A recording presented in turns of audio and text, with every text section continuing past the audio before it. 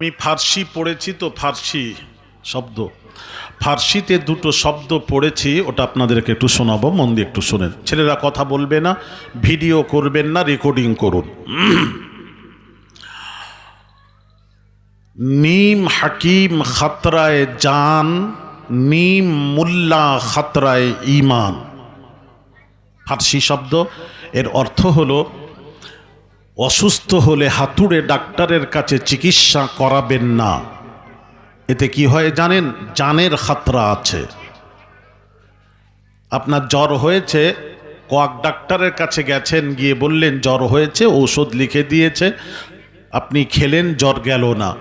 পুনরায় আবার গিয়ে যখন ডাক্তারবাবুকে বললেন, উনি কি করলেন? ডোজটা একটু বাড়িয়ে দিলেন। তারপরও জ্বর যাচ্ছে না, আপনি পুনরায় আবার গেছেন, ডাক্তারবাবু জ্বর যাচ্ছে না। উনি তখন যত পাওয়ার ছিল সব পাওয়ার লিখে দিয়েছে, আপনি খেলেন, ইন্তেকাল করে গেলেন। মানে নিম হাকিম খাতরায় জান। নিম মানে অর্ধেক, পাশ করা ডাক্তার নয়, এ হাতুড়ে ডাক্তার। এর কাছে চিকিৎসা করলে, ইনাদের কাছে চিকিৎসা করলে জানের খাতরা আছে। এটা যদি পাশ করা ডাক্তার দেখাতেন, MBBS পাশ করা ডাক্তার, জ্বর যাচ্ছে না গিয়ে যদি বলেন আপনাকে ঔষধ লিখবে না, সর্বপ্রথম তারা পরীক্ষা নিরীক্ষা দেবে, দেওয়ার পর রিপোর্ট দেখবেন জ্বর কয় প্রকার, দেখার পর সেই অনুযায়ী আপনাকে চিকিৎসা করবেন, ঔষধ লিখবেন। আল্লাহ ভালো করেন, এই জন্য পাশ করা ডাক্তারকে দেখাবেন, এটা আমার অনুরোধ। কিতাবের কথা, তাতে 500 টাকা 1000 টাকা ফি লাগুক, কিন্তু জান বাঁচবে। এরা তো বোঝে না, এইসব ডাক্তার তো বোঝে না। এর থেকে বাঁচার চেষ্টা করবেন। নাম্বার 2, নিম মুল্লা খাতরায় ঈমান। মানে হচ্ছে জ্ঞান হলো 2 প্রকার। নবীজি বলছেন আল ইলমু ইলমানি ফাইলমুন ফিল কলবি যালিকা ইলমুন নাফিউন। দয়ার নবী রাহমাতুল লিল আলামিন হুজুরের ইরশাদ করেন, জ্ঞান হলো 2 প্রকার, ইলমে জাহির, ইলমে বাতিন, কোরআন হাদিস ইলমে ফিকর জ্ঞান, আরেকটা হলো আধ্যাত্মিকের জ্ঞান, আল্লাহ প্রদত্ত জ্ঞান। জ্ঞান হলো 2 প্রকার। জালিকা ইলমুন নাফিউন, ফাইলুন কে ওজন पर। নবীজি বলছেন 2টি জ্ঞানের মধ্যে ইলমে বাতিন, আধ্যাত্মিক জ্ঞানটা তোমাদেরকে খুব বেশি নফা পৌঁছায়, ফায়দা পৌঁছায়। এই ইলমে বাতিনের দৌড় আমি একটু আপনাদেরকে বলছি, কি ক্ষমতা ইলমে বাতিনের, একটু শুনুন। আল্লামা রুহুল আমিন বসিরহাটি হাফিজুল হাদিস, এত বড় আল্লাহ তাকে, মানুষ তো কোরআনের হাফেজ, অনেক দেখেছেন, আল্লাহ তাকে হাদিসের হাফেজ করেছিলেন। আল্লামা রুহুল আমিন বসিরহাটি উনিও চিন্তা করলেন আমাকে আরেকটা জ্ঞান শিখতে হবে, আল্লাহ প্রদত্ত জ্ঞান।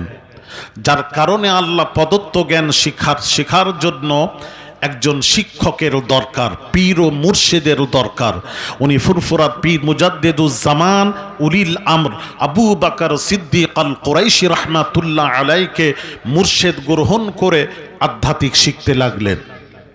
কোন জায়গায় পৌঁছালেন একটু শোনাই। উনাকে সঙ্গে নিয়ে ফুরফুরার পীর মুজাদ্দিদুজ্জামান বাংলাদেশে সফর করলেন, নোয়াখালী জেলায়। আর ওখানে সবচেয়ে বড় আলেম, আজহারি, জামিয়া আল আজহার থেকে পাশ করা আজহারি, মাদানী, কাসেমি, বড় বড় ওলামারা সব ফুরফুরার পীরের নাম শুনে তারা এসেছে। তাদের ধারণা ছিল পীর মানেই হলো মূর্খ, এরা কিছু জানে না। তারা এসেছে পরীক্ষা করার জন্য। জামানার মুজাদ্দিদের রাডারে ধরা পড়ছে, যেমন মোবাইলে রাডার আছে না, কথা বলেন না, মোবাইলে রাডার আছে। আপনি কোথাও যাবেন, মোবাইল বলে দেবে আপনি কোন শহর দিয়ে যাচ্ছেন, কোথায় যাচ্ছেন, কোথায় আছেন।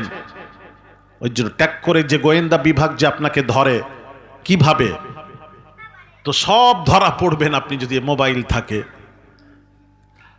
আল্লাহর ওলিদের রাডারে ধরা পড়ল যে আলেমরা পরীক্ষা করতে এসেছেন, বড় বড় মুহাদ্দিসরা পরীক্ষা করতে এসেছেন। জানতে পেরে আসরের আজান হলো।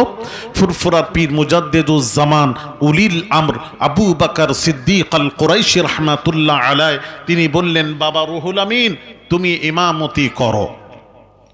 তো আল্লামা রুহুল আমিন বসিরহাটি আল্লামা হুজুর মুসাল্লা দাঁড়িয়ে বললেন, আমি মুসাফির, আমি কাসার 2 রাকাত নামাজ পড়াবো কাসার। আমি সালাম ফিরলে আপনারা বাকি যারা মুকিম স্থানীয় আছেন উঠে বাকি 2 রাকাত পড়ে নেবেন। সূরা ফাতিহা পড়বেন না, ওই পরিমাণ দাঁড়িয়ে রুকু সাজদা করে নামাজ পুরো করবেন। অনেকেই বলবেন লা সালাতা ইল্লা বিফাতিহাতিল কিতাব, সূরা ফাতিহা ছাড়া নামাজ হয় না। হাদিস আছে, মাথায় রাখি, ব্যাখ্যা ভুল হচ্ছে। এটা যেটা আছে লা সালাতা ইল্লা বিফাতিহাতিল কিতাব, ইমাম রানা ইমাম আহমদ বিন হাম্বল হুজুর বলেছেন এটা মুনফারিদ নামাজ পড়নে ওয়ালাদের জন্য, একা একা নামাজ পড়নে ওয়ালাদের জন্য সূরা ফাতিহা ছাড়া নামাজ হয় না। তো উনি মাসলা বলে দিলেন। আর ইমামের পেছনে যদি নামাজ পড়েন আপনাকে সূরা ফাতিহা আপনি পড়বেন না, ইমামের কিরাত মুক্তাদির কিরাত হয়ে যায়। ইমামে আযম আবু হানিফা তার দলিল দিয়েছেন, ইজা কুরিয়াল কুরআনু ফাসতামিউ লাহু ওয়া আনসিতু। যখন ইমাম নামাজে কিরাত পড়েন তখন মুক্তাদিরদের করণীয় কি, ইমামের কিরাতটা চুপ করে শোনো, শোনাটা তোমাদের জন্য ওয়াজিব ওয়াজিব ওয়াজিব, পড়া যাবে না। যাক, মাসলা বলে দিলেন, দাঁড়িয়ে গেলেন। ভাইয়ের আমার, বাবাজিরা, আল্লাহু আকবার, আসসালামু আলাইকুম ওয়া রাহমাতুল্লাহ, আসসালামু আলাইকুম ওয়া রাহমাতুল্লাহ। সালাম ফিরিয়ে নামাজ সমাপ্ত করলেন। যেই নামাজ শেষ হলো ওলামারা বললেন, চলো, ফুরফুরার পীরের ফিকার জ্ঞান নেই, যদি জ্ঞান থাকতো এত বড় জামাতে একজন মুসাফিরকে দিয়ে তিনি ইমামতি করতেন না। চলো আমরা চলে যাই, এখানে থাকলে কিছুই পাওয়া যাবে না। দাদা পীর মুজাদ্দিদুজ্জামানের রাডারে ধরা পড়ছে, চলে যাবে। জানতে পেরে বললেন, বাবা কাতার ভাঙবেন না, বলতে পারবেন আপনাদের মধ্যে কেউ না গুনে বলতে পারবেন রুহুল আমিনের পেছনে কতজন লোক জামাতে নামাজ আদায় করলো? না গুনে বলতে পারবেন? সকলেই বলে সম্ভব নাকি? এখন আমি যদি বলি এখানে কত লোক বসে ওয়াজ শুনছেন, না গুনে কে বলবেন? হাত তোলেন। বাবা একটা তোলো। হ্যাঁ, একটা তুলেছেন, মাশাআল্লাহ। বলেন কত লোক? আরে তা হাত তুললো তো, বুঝছো? আমার মনে হয় বুঝতে পারেননি,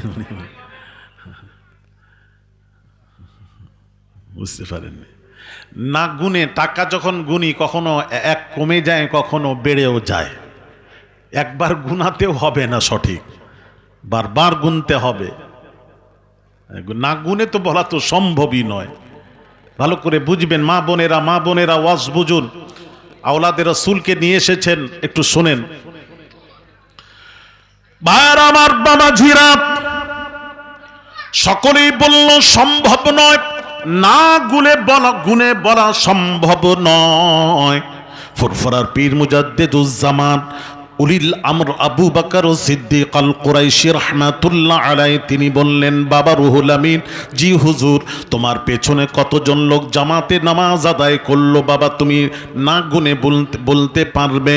আল্লামা হুজুর বললেন, আমার পীর মুর্শিদ, আমি ইমাম, আমার পেছনে কতজন লোক জামাতে নামাজ আদায় করলো, আমার ইক্তিদা করলো, আমি বলতেই যদি না পারি তাহলে আমি কিসের ইমাম? জোরে বলেন না সুবহানাল্লাহ। হুজুর আপনি যদি অনুমতি দিতেন তাহলে আমি বলে দেব। বাবা বলো, শোনো বাবা, ইলমে বাতিনেরও দৌড়টা তোমাদের সামনে তুলে ধরছি। আর এক শ্রেণীর আলেমরা এটা মানে না। আমি আসছি, দাঁড়ান। কে আছো আজকে? দাঁড়াতেই হবে আজকে, আমি দেখব কত বড় মুফতি আছো, কত বড় মৌলানা মুহাদ্দিস আছো, আমার সামনে দাঁড়িয়ে আজকে কথা বলবে ইনশাআল্লাহ। পড়াশোনা করি, কথা বলি, জোর গলায় বলি। গোটা ভারতবর্ষ বাংলাদেশে গুনাহগার কাল্লা ছড়িয়ে দিয়েছেন। এটা আমার পীর ও মুর্শিদের দোয়ার কথা বলছি। তারপর মুজাদ্দিদুজ্জামান বললেন, বাবা রুহুল আমিন বলো।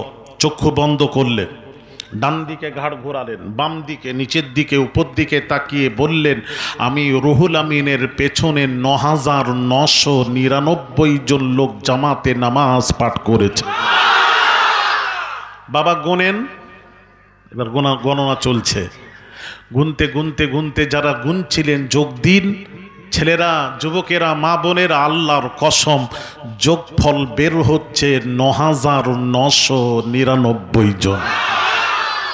এইবার সব মুহাদ্দিসরা মুজাদ্দিদুজ্জামানের কদমখানা ধরে বললেন, হুজুর, রুহুল আমিন হুজুর চক্ষু বন্ধ করে ডান দিকে ঘাড় ঘোরালেন, বাম দিকে ঘোরালেন, নিচের দিকে, উপর দিকে, এটা কি করলেন? এই পড়া তো পড়িনি, এই ক্লাস তো করিনি। এটা আবার কি? এটা একটা ক্লাস আছে না নেই? এক কথা বলেন না, এটা পড়া আছে কিনা? ওই পড়ার কথা তো নবীজি বলছেন, দাঁড়ান আসছি আমি। ওই পড়া তো আমরা পড়িনি।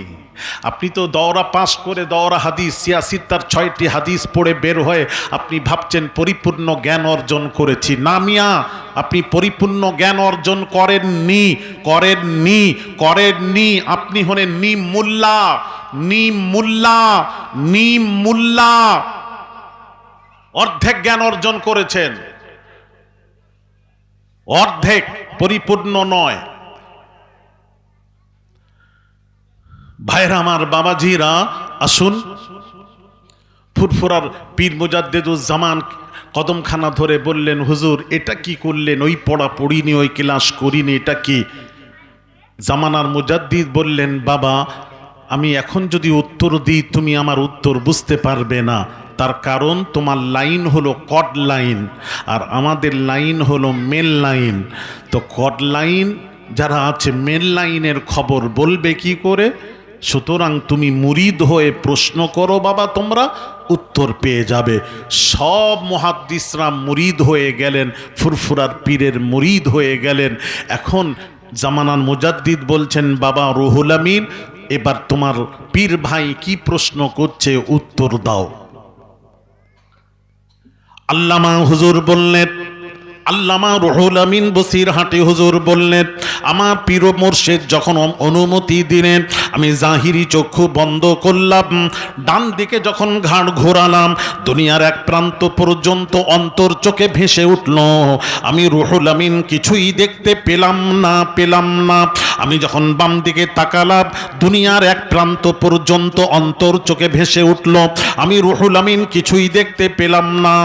আমি যখন নিচের দিকে তাকালাম, তাহতুস সারা পর্যন্ত অন্তর চোখে ভেসে উঠল। আমি রুহুল আমিন কিছুই দেখতে পেলাম না। আমি যখন উপর দিকে তাকালাম, লৌহে মাহফুজে সোনার অক্ষরে লেখা দেখেছি, রুহুল আমিনের পেছনে ৯,৯৯৯ জন লোক জামাতে নামাজ পাঠ করেছে। আরো জোরে আল্লাহু আকবার, ইয়া রাসূলুল্লাহ। ভাইরা আমার, বাবাজিরা, তাহলে এই ইলমে বাতিন জ্ঞানের দৌড় আমি আপনাদের শোনালাম। এখন কেউ বলবে, জাহিরি মৌলবী বলবেন এটা তো পীরেদের কথা, এটা তো কোরআন হাদিসের কথা নয়, পীরেদের কথা। আপনি যেটা বললেন কোরআন হাদিস থেকে কোনো প্রমাণ, চলেন আমি কোরআন থেকে ইলমে বাতিনের দৌড় আমি কোরআন থেকে তুলে ধরছি। যারা আছেন একটু নোট করুন, রেকর্ডিং করুন মোবাইলে, অসুবিধা নেই। দেখুন ইলমে বাতিনের দৌড়টা কি দৌড়। হায় হায়, আমি একটু কোরআন থেকে বলবো, যদি আপনারা শোনেন, শুনবেন, শোনেন। নবী সুলাইমান নবী বসে আছেন সিংহাসনে, শ্রোতা সব বসে আছে। একটু মনোযোগ করছি, কথা বলনি ওখান থেকে, কথা বসে আছেন। নবী সুলাইমান নবী বসে বলছেন, তোমাদের মধ্যে কেউ আছো ওই 1000 মাইল দূরের বিলকিসের সিংহাসন আমার কাছে পৌঁছে দেবে? কেউ আছো? তখন ওই মজলিস থেকে একজন জিন দাঁড়ালো। আল্লাহ কোরআনে দর্জ করে দিয়েছেন, ক্বালা ইফরিতুম মিনাল জিন। ওই মজলিস থেকে একজন জিন দাঁড়ালো, দাঁড়িয়ে বলল, এ নবী সুলাইমান, আমি পৌঁছে দেব। কত সময় নেবে? জিন বলছে, আল্লাহ কোরআনে দর্জ করে দিয়েছেন, জিন বলছে, আনা আতিকা বিহি ক্বাবলা আন তাকুমা মিন মাকামিক।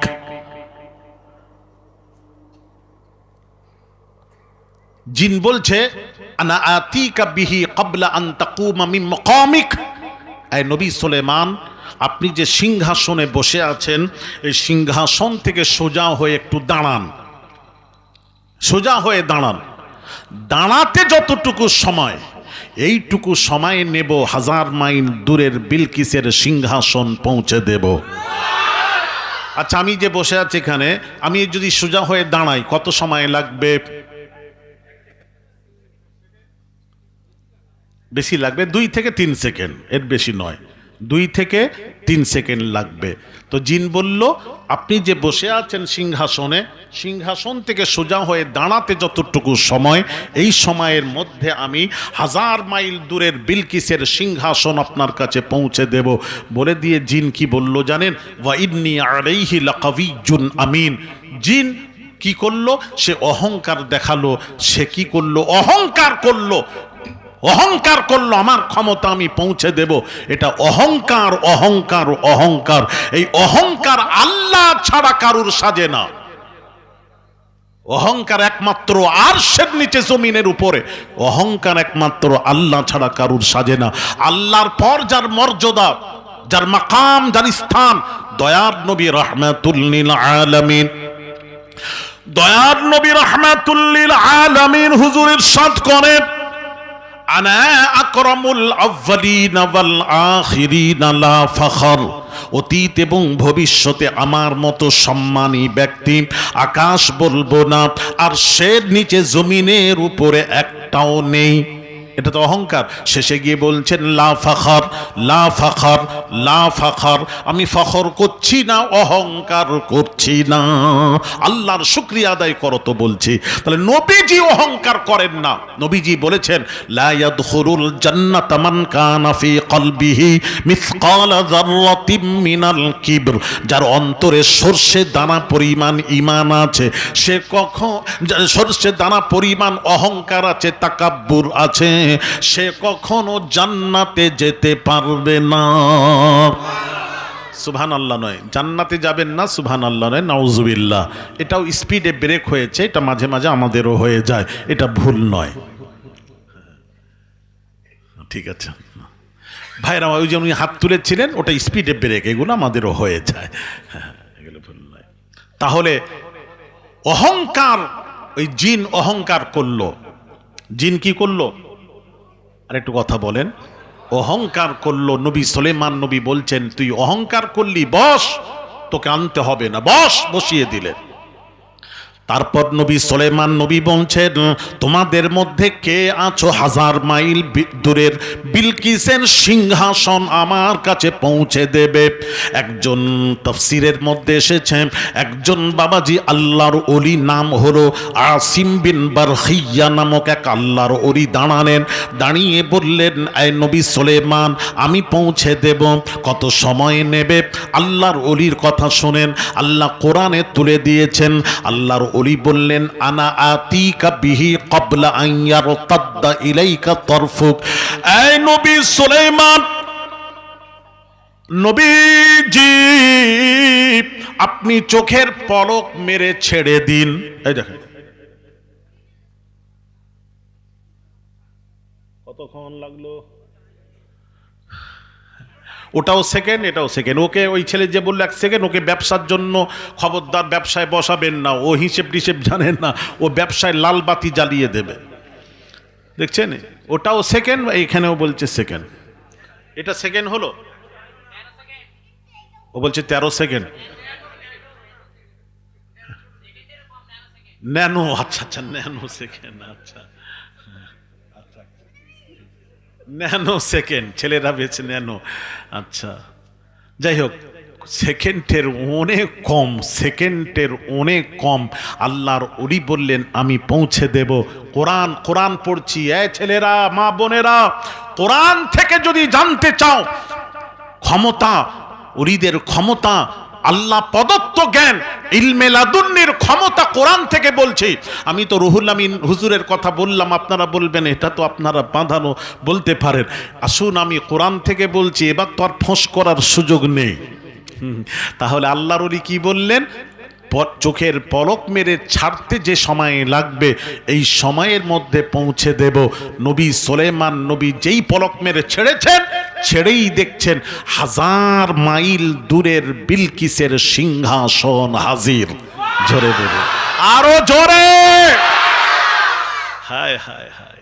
তাহলে ওলিদের ক্ষমতা, এই যে ক্ষমতা উনি দেখালেন, দেখিয়ে জিন কি বলল? অহংকার করলো। আর আল্লাহর ওলি অহংকার না করে কি সুন্দর করে বলছেন, সব কোরআনে আছে, কোরআনের কথা। قال هذا من فضل ربي قال هذا من فضل ربي। এটা আমার বাহাদুরি নয়, আমার ক্ষমতা নয়, আল্লাহর ওলি বলছেন এটা আমার রবের ফজল। জোরে বলুন সুবহান। আল্লাহর দিকে রুজু করে বললেন এটা আমার রবের ফজল, আমার কোনো ক্ষমতা নয়। জোরে বলুন সুবহান। তাহলে ওলিদের মধ্যে যে ক্ষমতা পাওয়ার আছে, আল্লাহ প্রদত্ত জ্ঞান, কোরআন থেকে বললাম। তাহলে ওলিদের মধ্যে যে পাওয়ার হচ্ছে আল্লাহ দেওয়া পাওয়ার, আল্লাহ দেওয়া শক্তি, ঠিক কিনা জোরে বলেন। তাহলে এই শক্তিকে অস্বীকার করার কোনো রাস্তা আছে?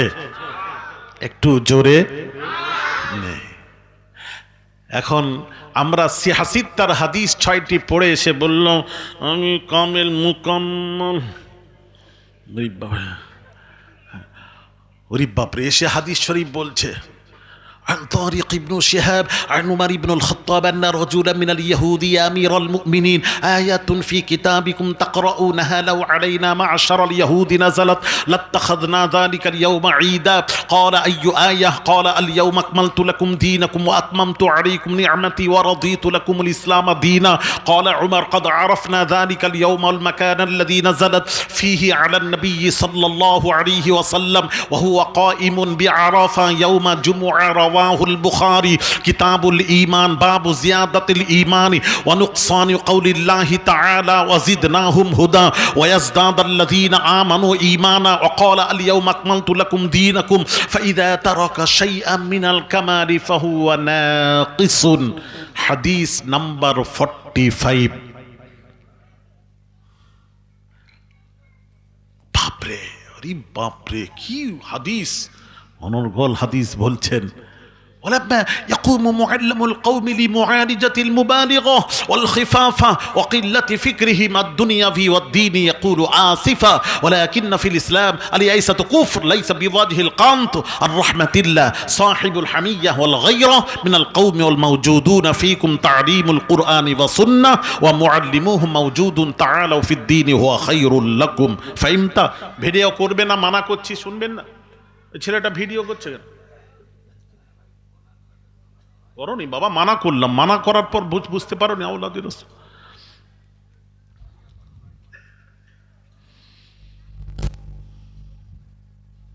তাহলে পরিপূর্ণ জ্ঞান নয়, এটা নিমুল্লাহ। এরা পরিপূর্ণ মনে করছে, দওরা পাস করে সিয়াসিত্তার হাদিস পড়ে মনে করলো পরিপূর্ণ জ্ঞান অর্জন করেছি। না শোনা, পরিপূর্ণ জ্ঞান তুমি অর্জন করনি। আর এরা মনে করে এটাই হলো পরিপূর্ণ জ্ঞান, এছাড়া আর কোনো জ্ঞান নেই। আল্লাহ প্রদত্ত জ্ঞানের কথা বললে এরা অস্বীকার করে। আহলে হাদিস মাযহাবি গায়ের মুকাল্লিদরা অস্বীকার করে, বলে এ আবার কি, এটা পীরেদের আবিষ্কার করা, এগুলি মানা যাবে না। একটু কথা শুনে নিন। আল্লাহ প্রদত্ত জ্ঞানকে যদি কেউ অস্বীকার করে তার ঈমান থাকবে না, থাকবে না, থাকবে না। ভালো করে কান খাড়া করে আলী আসগারের কথা শুনুন। ঈমান থাকবে না বলে যাচ্ছি, ঈমান থাকবে না। বলবেন কি করে বললেন ঈমান থাকবে না? উত্তর দিচ্ছি, উত্তর দিয়ে যাব। ইলমে বাতিন সম্পর্কে, আল্লাহ প্রদত্ত জ্ঞান সম্পর্কে কোরআন কি বলছে একটু দেখব। কোরআনে যাই। বাইরামার বামাজিরা ও মা বোনেরা, উলুল আজম পয়গম্বর মুসা আলা নবিয়িনা আলাইহিস সালাতু ওয়াস সালামকে কওমেরা জিজ্ঞেস করলো, হে মুসা সবচেয়ে বড় জ্ঞানী কে? উলুল আজম পয়গম্বর মুসা নবী বললেন, আমার চেয়েও বড় জ্ঞানী একটাও নেই, আমি সবচেয়ে বড় জ্ঞানী। এটা অহংকার, এটা অহংকার। ভাই আমার বাবাজিরা, এই অহংকার করার পর আল্লাহর সহ্য হলো না। হে মুসা অহংকার করলে ওহির মাধ্যমে জানালেন, হে মুসা তোমার চেয়েও বড় জ্ঞানী রয়েছে। উলুল আজম পয়গম্বর মুসা নবী বললেন, আল্লাহ আমার চেয়েও বড় জ্ঞানী কে? আমি তার সাথে একটু সাক্ষাৎ করতে চাই। আল্লাহ পাক বললেন, মাছ রান্না করে নাও। আদেশ করলেন, মাছ রান্না করো। সমুদ্রের কিনারা দিয়ে চলতে থাকো, যেখানে রান্না করা মাছটা জ্যান্ত হয়ে সুড়ঙ্গ করে পানিতে নামতে দেখবে, ওই জায়গায় আমার সেই বান্দার সাথে সাক্ষাৎ হয়ে যাবে যে তোমার চেয়েও বড় জ্ঞানী। আল্লাহ বললেন কোরআনে সূরা কাহফ। এইবার উলুল আজম পয়গম্বর মুসা নবী মাছ রান্না করলেন, আর একজন সঙ্গীকে নিলেন, তার নাম হলো ইউসা বিন নুন। সঙ্গে নিয়ে পদযাত্রা শুরু করলেন নদীর কিনারা দিয়ে। وَإِذْ قَالَ مُوسَى لِفَتَاهُ لَا أَبْرَحُ حَتَّى أَبْلُغَ مَجْمَعَ الْبَحْرَيْنِ أَوْ أَمْضِيَ حُقُبًا فَلَمَّا بَلَغَا مَجْمَعَ بَيْنِهِمَا نَسِيَا حُوتَهُمَا فَاتَّخَذَ سَبِيلَهُ فِي الْبَحْرِ سَرَبًا فَلَمَّا جَاوَزَا قَالَ لِفَتَاهُ آتِنَا غَدَاءَنَا لَقَدْ لَقِينَا مِنْ سَفَرِنَا هَذَا نَصَبًا قَالَ أَرَأَيْتَ إِذْ أَوَيْنَا إِلَى الصخرة فإني نسيت الحوت وما أنسانيه إلا الشيطان أن أذكره واتخذ سبيله في البحر عجبا جرب الله أكبر ভাইরা আমার বাবা জিনা সমুদ্রের কিনারা দিয়ে চলছেন। এমন সময় সঙ্গী ইউসা বিন নুন বলছেন, ক্বালা আরাআইতা ইয আবাইনা ইলা সাখরাতি ফাইন্নী নাসিতুল হুত। এই উলুল আজম পয়গম্বর মুসা, আমরা যে শিলাখণ্ডে বিশ্রাম করছিলাম, ওখানে একটা আশ্চর্য জিনিস দেখেছি। কি দেখেছো? ওখানে দেখলাম ওই রান্না করা মাছটা জ্যান্ত হয়ে সুড়ঙ্গ করে পানিতে নামতে দেখেছি। তুমি বললে না কেন? তখন সঙ্গী ইউসা বিন নুন বলছেন, ওয়ামা আনসানিহু ইল্লা শাইতানু আন আযকুরা। শয়তান মাছের কথা বলতে ভুলিয়ে দিয়েছিল, শয়তান ভুলিয়ে দিয়েছিল। তখন উলুল আজম পয়গম্বর মুসা নবী কি বলেছিলেন? কোরআন, সব কোরআনে আল্লাহ বলে দিয়েছেন, ক্বালা যালিকা মা কুন্না নাবগি ফারতাদ্দা আলা আসারিহিমা কাসাসা। এবার সঙ্গী বলছেন, হুজুর মুসা নবী বলছেন, চলো, আমি তো ওই জায়গারই অনুসন্ধান করছিলাম, চলো নিজের পদচিহ্ন ধরে ওই জায়গায় ফিরে যাই। উলুল আজম পয়গম্বর পদচিহ্ন ধরে ওই জায়গায় ফিরে গেলেন। আল্লাহ পাক কোরআন পাকে ওয়াজ করে কি সুন্দর করে বোঝাচ্ছেন, ফাওয়াজাদা আবদাম মিন ইবাদিনা আতাইনাহু রাহমাতাম মিন ইনদিনা وعلمناه من لدنا علما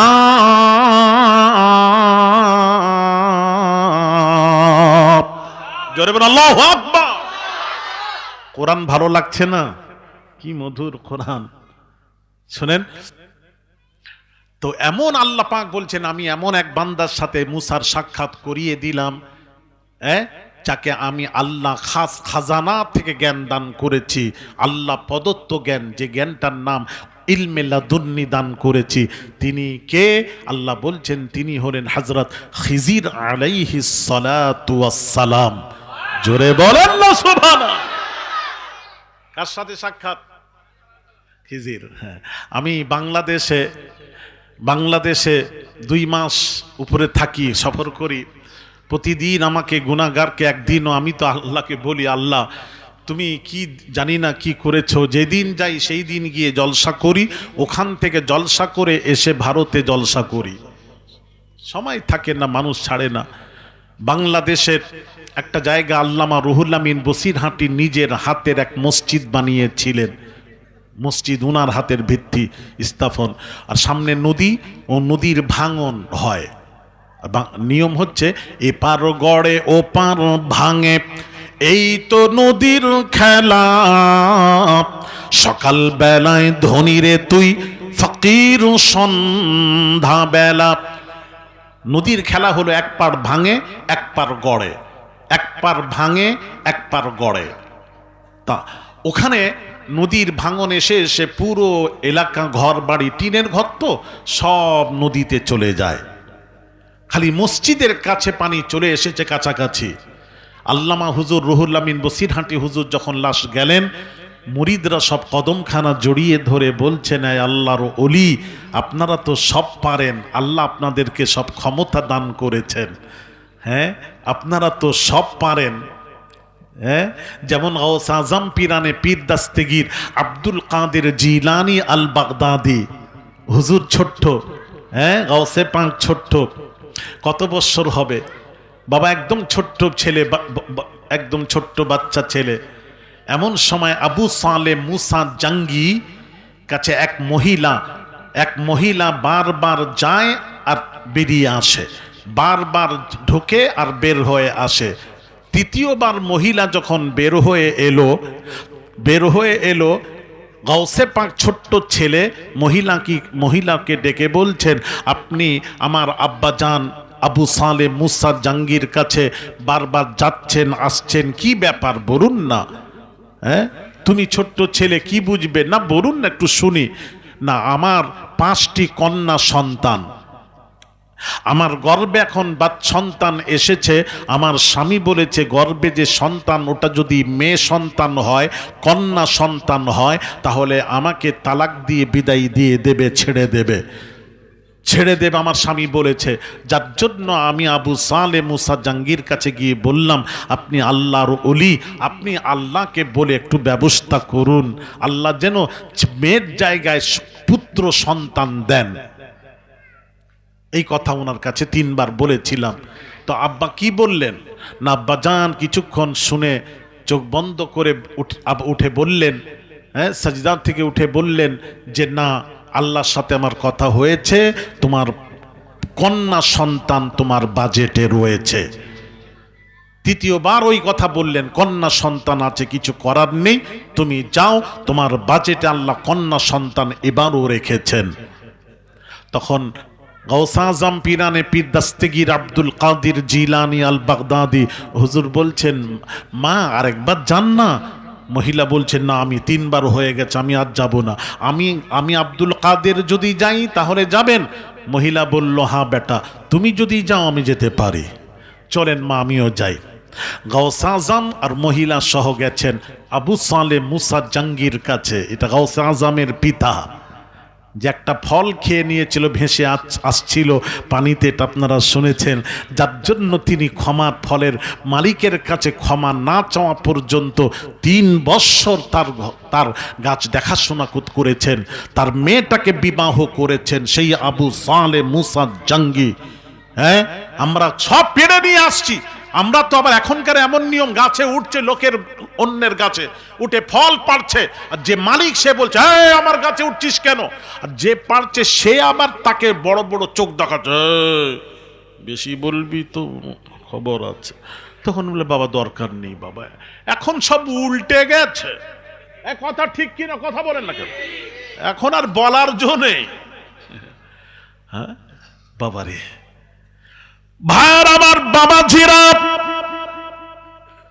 গাউস আজম পিরানে পীর দাস্তেগীর আব্দুল কাদের জিলানি আল বাগদাদি, কেউ বলেছেন হুজুরের বয়স 5 বৎসর, কেউ বলেছেন 7 বৎসর। আব্বা একটু ব্যবস্থা করেন, তুই ছোট কি ছেলে, তুই বেটা, তুই এই ব্যাপারে কি বুঝবি, আমি আল্লাহর সাথে কথা বলেছি, কথা বলেছি, ওর বাজেট আছে, কন্যা সন্তান বাজেটে আছে না। আব্বা বলুন। যখন বলতে গেছে আবু সালে মুসা জঙ্গি গাউসে পাককে এক চড় মেরেছেন।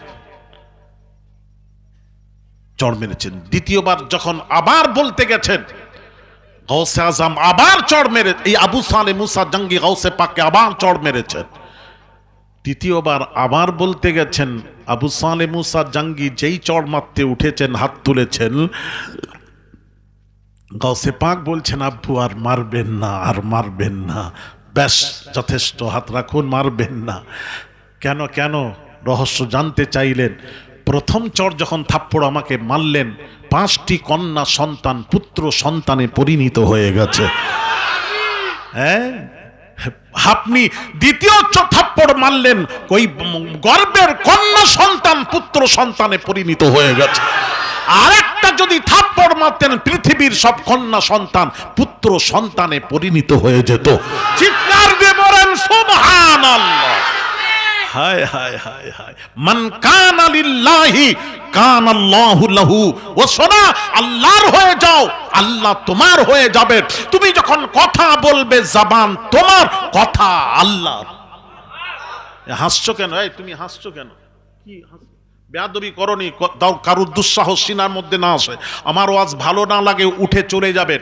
এই মজলিসে হাসা হাসি, চিমটা চিমটি এখানে যেন না হয়, অনুরোধ করছে আওলাদে রাসূল, আওলাদে রাসূল, আওলাদে রাসূল। বুঝতে পারছেন না? আমার কথা ভালো লাগে না, যারা পীর মানেন না তাদেরকে বলবে এইসব গল্প, গাঁজাখড়ি গল্প। এই জন্য হাসছো না কি বাবা? কিসের জন্য হাসলে? হাসনি করছে, হাসনি এখানে। ভাইয়ের আমার, বাবাজিরা, ওলিদের কত ক্ষমতা আল্লাহ দিয়েছেন। সমস্ত লোকেরা এসে কদমখানা ধরে বললেন আল্লামা রুহুল আমিন বসিরহাটিকে, হুজুর আপনি একটু ব্যবস্থা করুন, আল্লাহকে বলুন পানি যেন পাশে না আসে। আল্লামা বসিরহাটি হুজুর কি করলেন জানেন? বললেন, এই সাহসী যারা নদীর উপর ঘোরাঘুরি করে, নৌকোয় যাতায়াত করে, ওই রকম তাদের মধ্যে সাহসী একজনকে নিয়ে আসো। নিয়ে আসা হলো। হুজুর একটা চিঠি লিখে তাকে দিয়ে বললেন, পানির মাঝখানে গিয়ে ডুব মারবে, এক ব্যক্তির সাথে সাক্ষাৎ হবে, তাকে এই চিঠিটা আমার দিয়ে চলে আসবে। ওইভাবে চিঠি নিয়ে পানির মাঝখানে ঝাঁপ মারলেন, ডুবলেন, এক ব্যক্তির সাথে সাক্ষাৎ, চিঠিটা দিয়ে চলে এলেন। সেই থেকে পানি বন্ধ হয়ে গেল, পানি আসা বন্ধ হয়ে গেল। জোরে বল। এবার প্রশ্ন ছিল, চিঠিতে কি লেখা ছিল আর চিঠিটা কাকে দিয়েছিলেন?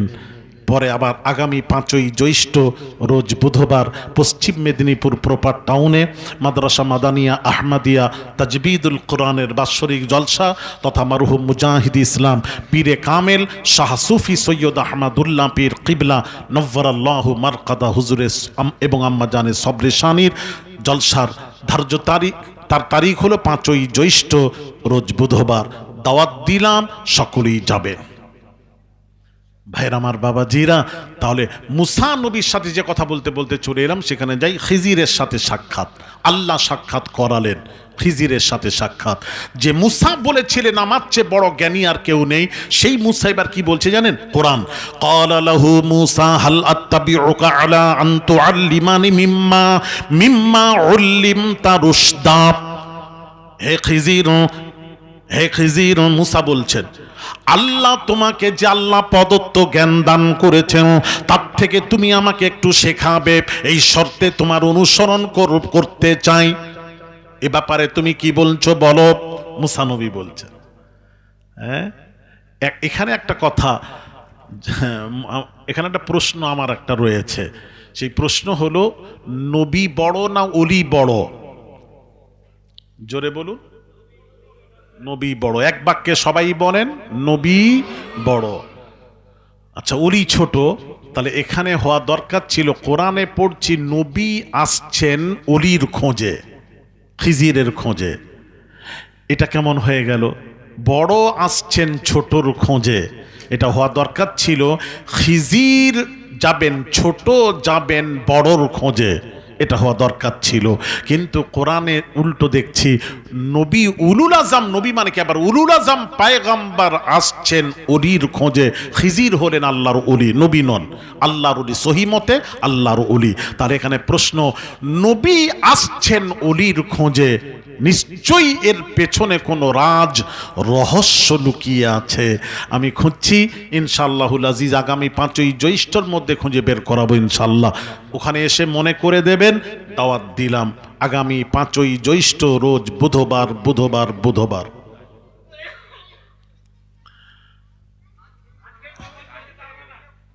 যেতে হবে না মানে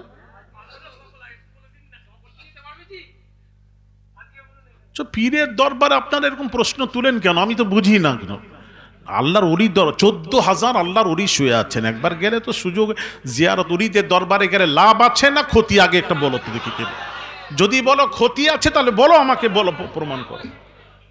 লাভ আছে তাহলে যাবেন না কেন? একটু আসেন না, আমি দাওয়াত দিচ্ছি তো, আমারও তো মন চায় আপনাদেরকে দুটি খাওয়াবো, মেহমানদারি করব, এটা তো আমার। হ্যাঁ হ্যাঁ, তাহলে তো কি বলতে চাচ্ছেন বলেন তাহলে। তোমরা দুজন শুনবে, নামার পর চলে যাবে গাড়ির কাছে, আমি বলে দিয়ে চলে যাব। সবাই তো কেউ কথা বলছে না কেন?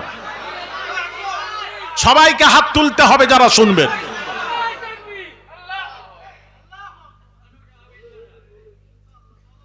জানার দরকার আছে না নেই? এই জন্য আলী আসগারকে দাওয়াত করেছে তো। হ্যাঁ, বুঝতে পেরেছি।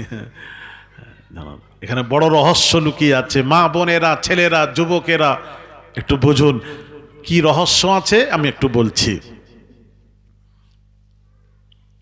বলার আগে, এখানে কেউ হাজী সাহেব আছেন? হাত তোলেন তো। কই পিছনে কই? উমরা, হাজী সাহেব কেন উমরা করেছেন? হ্যাঁ, উমরাকে হজ বলবেন না, উমরা হজ হয় না, উমরা বলবেন উমরা করে এসেছি। আচ্ছা, উমরা যে করেছেন উনি কত সালে গেছেন? নতুন গেছেন বোধহয়। আচ্ছা আচ্ছা আচ্ছা, সাফা অ্যান্ড মারুয়া দৌড়নোটা, সাই করা, সাফা মারুয়া দৌড়নো, এই দৌড়নোটা মা হাজরা দৌড়েছিলেন পানির জন্য। ইসমাইলকে রেখে পানির জন্য সাফা অ্যান্ড মারুয়া, 2টা পাহাড় আছে, ওই পাহাড়ে দৌড়েছিলেন 7 চক্কর। ওদিক দিয়ে একবার এসছেন, আবার গেছেন, আর বারবার ইসমাইলকে দেখছেন। 7 চক্কর হয়ে গেল, তাকিয়ে দেখছেন ইসমাইলের এড়ি থেকে পানির চশমা জারি হয়ে গেছে। ছুটে মা হাজরা ছুটে গিয়ে ওই বালুগুলোকে টানছেন আর বলছিলেন জমজম, অর্থ হলো থাম থাম। সেই থেকে সেই কূপের নাম পড়ে গেল জমজম কূপ। এটা মা হাজরা দৌড়েছিলেন, মা হাজরা সাফা অ্যান্ড মারওয়া দৌড়েছিলেন। ওই দৌড়নোটা কি ফরজ না ওয়াজিব না সুন্নাত, কি শরীয়তে কি বলুন? ওয়াজিব, রাইট, খুব ভালো। দেখেন, উনি হজে যাননি তবু বলে দিচ্ছে, হ্যাঁ, উমরাও যায়নি তবু বলে দিচ্ছে। ট্রেনিং সব প্রাপ্ত ছেলেরা বোধহয়। হ্যাঁ, ওয়াজিব। তো এখানে একটু কথা আছে, আমি বলবো, সুন্দর উত্তর পেয়েছি, ওয়াজিব। তো ওলিদের আমল কখনো শরীয়তে ফরজ ওয়াজিব হতে পারে না, এটা মাথায় রাখবেন। এই নোক্তাটা আমার মাথায় রাখবেন, কোথাও মার খাবেন না। ওলিদের আমল আপনি বরকত হিসেবে নিতে পারেন, আর কেউ যদি বলে নেব না, নাও নিতে পারে। শরীয়ত নয় তো, শরীয়তে ফরজ ওয়াজিব নয়, সুন্নাত নয়। কেউ নিতে পারে, যে ভালোবাসে অলিকে সে বরকত হিসেবে নিতে পারবে, যে ভালোবাসে না সে ছেড়ে দিতেও পারে। তো অলিদের আমল, আমি বোঝাতে চাচ্ছি, অলিদের আমল কখনো শরীয়ত হতে পারে না, অলিদের আমল কখনো ফরজ ওয়াজিব হতে পারে না। তাহলে আমার প্রশ্ন হলো, মা হাজরা আল্লাহর অলি, নবীর মা আল্লাহর অলি, তো আল্লাহর ওলি দৌড়েছিলেন, ওলির দৌড়নোটা বরকত হবে, কিন্তু ওয়াজিব হতে পারে না, পারে না, পারে না, পারে না, পারে না। তাহলে আমার প্রশ্ন এখানে উত্তর দেবেন, মা হাজরার দৌড়নোটা ওয়াজিব হলো কিভাবে? প্রশ্নের উত্তর তাড়াতাড়ি, দেরি করবেন না।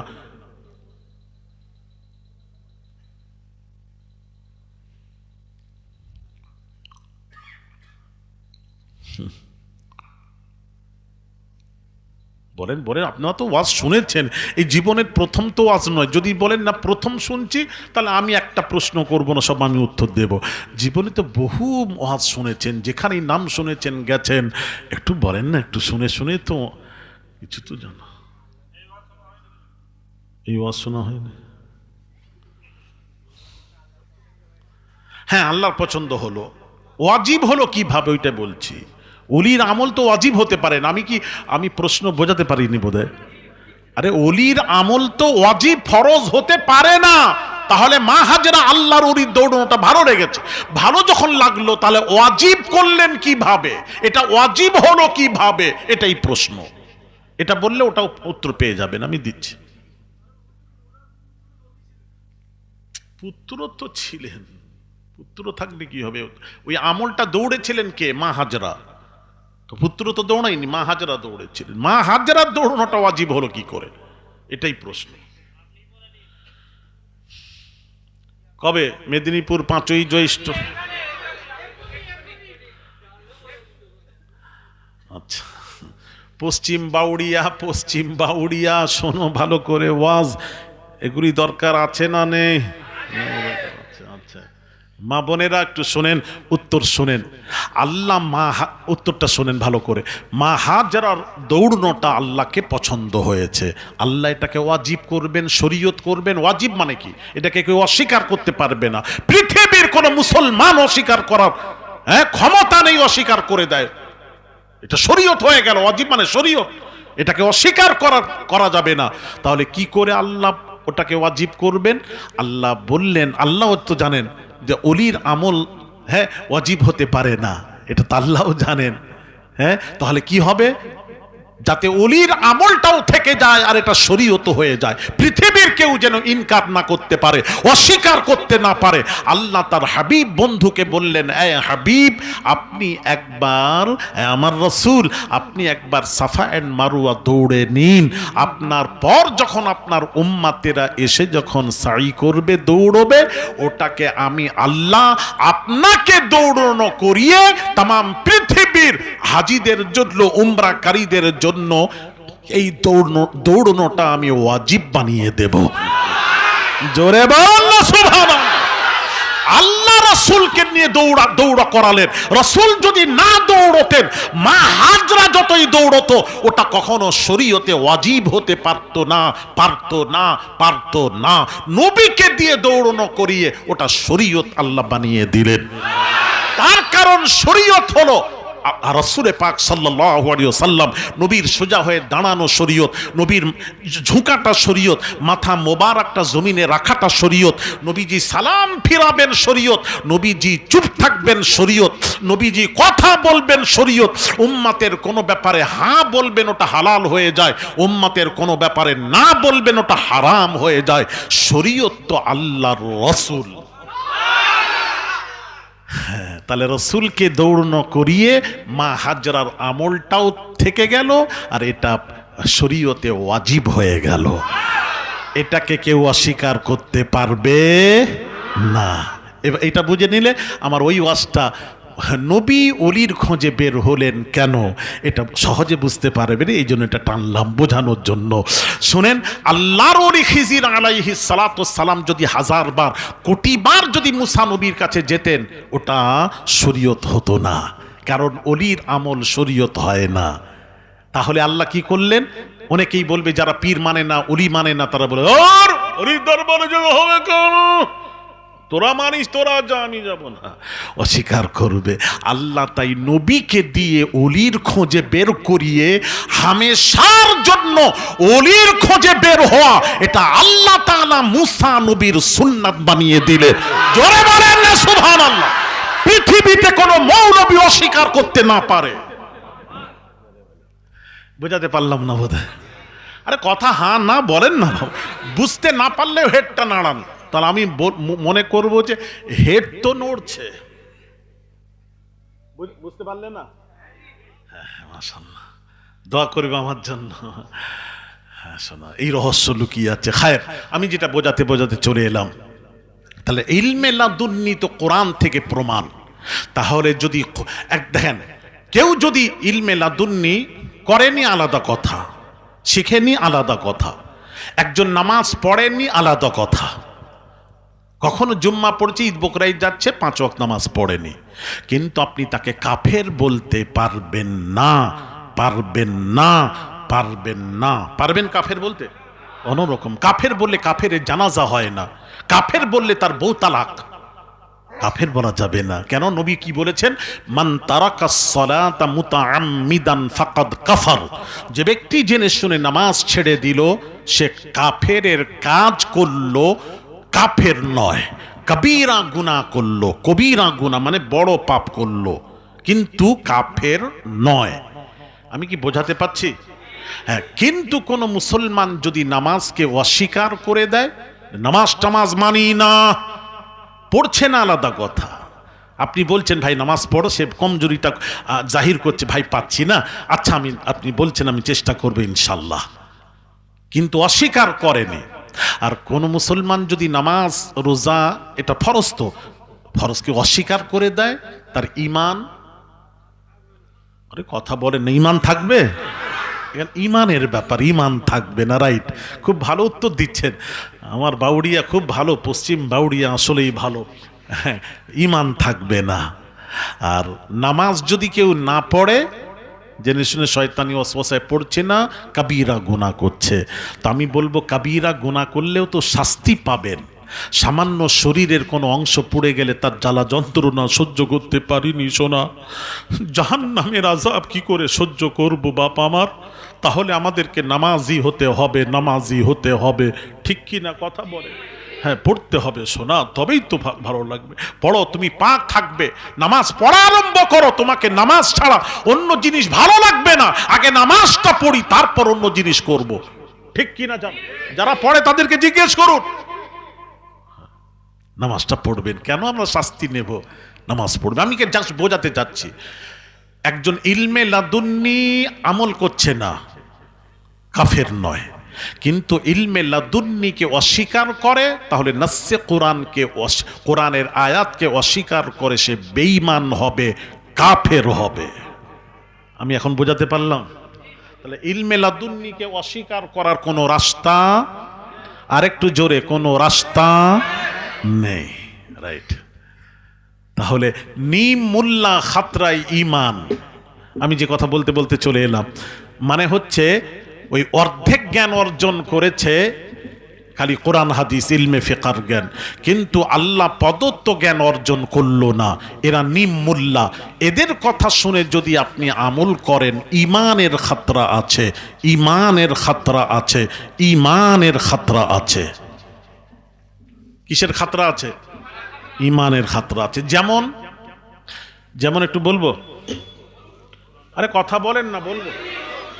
আচ্ছা বলি, একটু বলি। গত 2 বছর আগে এক বাংলাদেশের এক মৌলানা, বড় মুহাদ্দিস, হ্যাঁ, ইউটিউবে দেখেছেন বোধহয় আপনারা, সে খুব ভাইরাল হলো। হ্যাঁ, সে বলল শবে বারাতের রাত্রিতে, 15 তারিখের রাত্রিতে, শাবান মাসের 15 তারিখের রাত্রিতে আমরা মসজিদে ইবাদত করেছি, নামাজ পড়েছি, কোরআন তেলাওয়াত করেছি, তসবিহ পড়েছি, রোজা রেখেছি, কবর জিয়ারত করেছি। আপনারা করেননি? করা হয়েছে। সেই মৌলবী বলেছে, কি বলেছে? শবে বারাতের রাত্রিতে কোনো ইবাদত নেই, মসজিদে গিয়ে যারা ইবাদত করে, এই ঠিক এই ভাষা, ইবাদত করে, ওই ইবাদতের চেয়ে রাস্তায় খারাপ মহিলারা যারা থাকে, আমি নাম নিচ্ছি না, আপনারা বুঝবেন, ওই মহিলাদের সাথে রাত যাপন করা আল্লাহর ঘরে ইবাদতের চেয়ে উত্তম। হায় হায় হায়। আচ্ছা আপনারা বলুন, আপনি তো আলেম মানুষ, আপনি বড় মুহাদ্দিস, তুমি আহলে হাদিস, আহলে হদস, হাদিস নয় হদস, বদমাইশ কোথাকারে। হ্যাঁ, এদের বদমাইশি দেখেন, এদের কত বদমাইশি। শবে বারাতের রাত্রিতে ইবাদতের সাথে ওই খারাপ মহিলার সাথে তুলনা করে সে বেঈমান হয়েছে, কাফের হয়েছে। আমরা নামাজ পড়েছি আল্লাহর জন্য।